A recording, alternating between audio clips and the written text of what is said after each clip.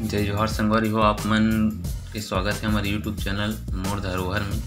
हमन आज छत्तीसगढ़ में बनाए जाने वाला मुरकू, जो कि चावल ला फटका के बनाए जाते, ओकर बारे में हमन आप मन ला देखावल जात हन। गर्मी के मौसम में ये चीज़ ला बनाए जाते। फटकाए के बाद चावल ला एक ठो बर्फ में उड़े दे जाते, जहाँ वह ठंडा होते। ठंडा होए के साथ ही साथ उसमें अलग अलग विभिन्न प्रकार के हल्दी, मिर्चा, नमक और तिली, जितना भी प्रकार के मिश्रण है ओला एक साथ मिला के छोड़ दे जाते। छोड़े के बाद ओला ऐसे सांचा में तो बना जाते, लेकिन सांचा नहीं तो छत्तीसगढ़ में जुगाड़ बहुत बड़े काम आते।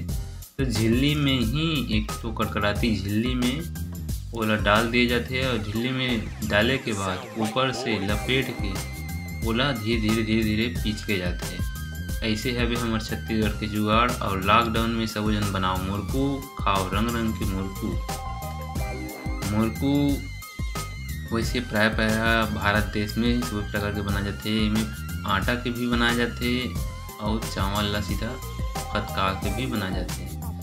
ये देखो धीरे धीरे ऊपर से नीचे दबाल पड़ते, छोटे से छेदों में डाल पड़ते झिल्ली में। उसके बाद ऊपर से प्रेशर करबे ना, दबावे तब निकलते मुरकू। जो मटेरियल है वो ऐसे बनत जाते मुरकू।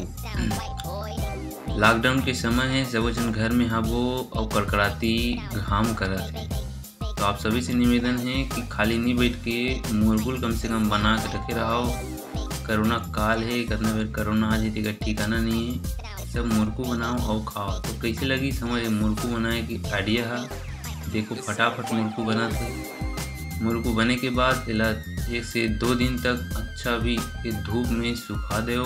सुखाए के बाद जब भी आप मतलब खाए के इच्छा जाहिर होते, तो तेल में फोड़ के आप खा सकते हो। यदि बन के तैयार है हमारे घर के मुरकू है।